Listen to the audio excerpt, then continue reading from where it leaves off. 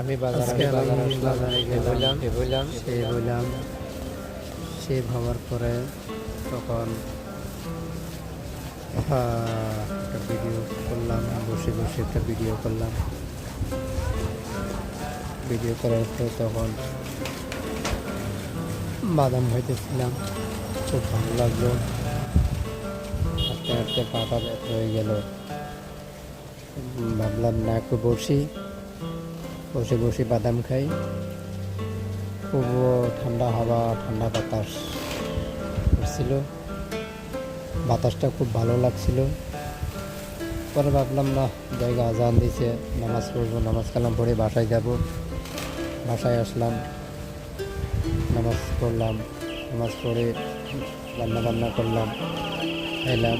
খাওয়ার পরে এখন মোবাইলটা হাতে নিলাম, না একটা ভিডিও আপলোড দিই। তো ভিডিওটি যদি ভালো লাগে লাইক শেয়ার সাবস্ক্রাইব করবেন, ফলো করবেন নিত্য নতুন ভিডিও পেতে।